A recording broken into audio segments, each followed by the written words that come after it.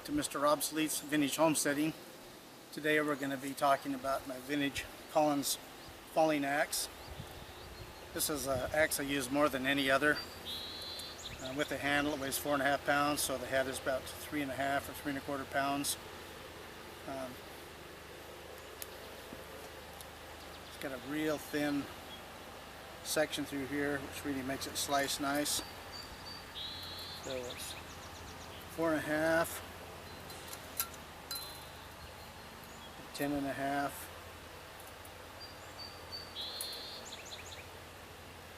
it's 3/4 of an inch wide. What I use this for mostly, I cut down small trees with it. That's my preferred axe for limbing, like I'll do here. I like limbing with an axe better than with a chainsaw for several reasons. One of them is I'm out in the great outdoors in the fresh air and getting exercise, and it's nearly as efficient as a chainsaw, although I like running my old chainsaws, my vintage saws, a lot. But it's just nice to use something like this. The only thing you can hear is the wind rustling the trees, the birds, and the ringing of the axe in the wood. That's a sign of good steel. So anyway, we'll get busy here and chop this off and see how efficient it is.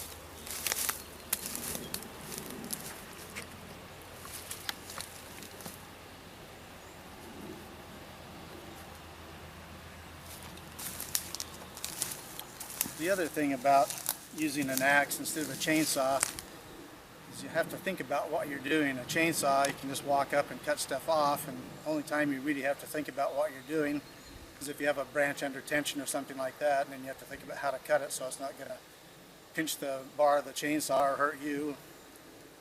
This, you have to figure the angle of attack. You have to figure out how much force you're going to use. And so you're always thinking about what you're doing. And as you do this, find what works and what doesn't.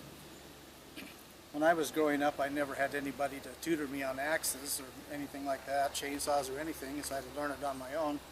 So it's just trial and error, and keeps you thinking about what you're doing. Let's try cutting here. It's a pretty good size, some good footing here. So you want about a 45-degree angle. Okay, that one chop is almost halfway through. Nice big chips.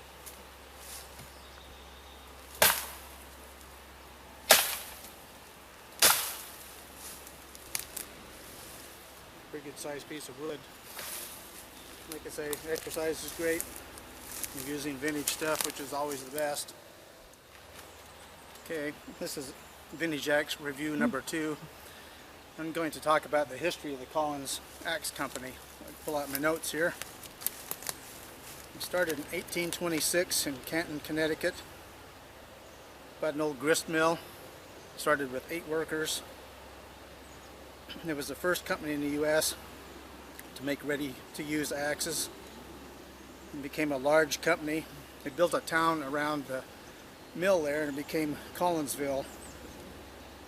And the manufacturer was so successful, they built all the buildings and housed their employees and stuff. In the 1840s, they made and exported machetes, made 150 varieties, and they shipped them all over the world. 1860s, they made plowshares. 1871, they had made more than 15 million axes.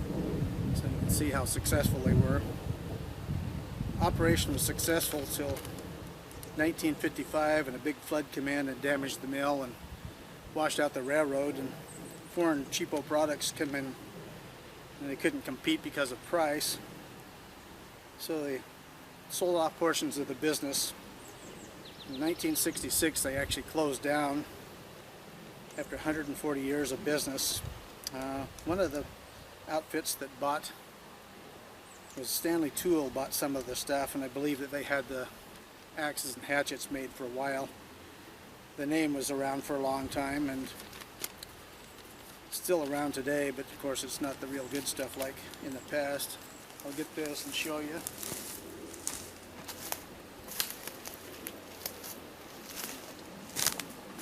This is a Collins splitting maul that I bought in the early 1980s, and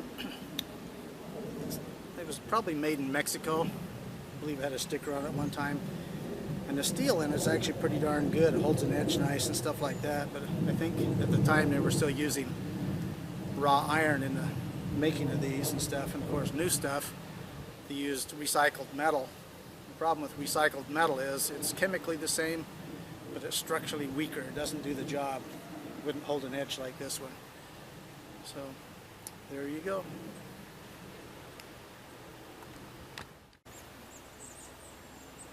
Well, we're going to do a little chopping on this tree here. It's about 5 inches in diameter, just to see how it cuts. There you go on. Figure out our angle. Yep, glanced it. It's hard stuff and it's bouncing too, but there we go.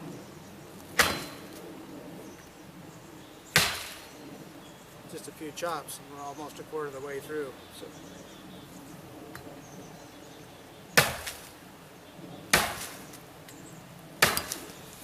You get the idea. If this were not bouncing, there's a lot more energy being imparted into the wood and it cut better.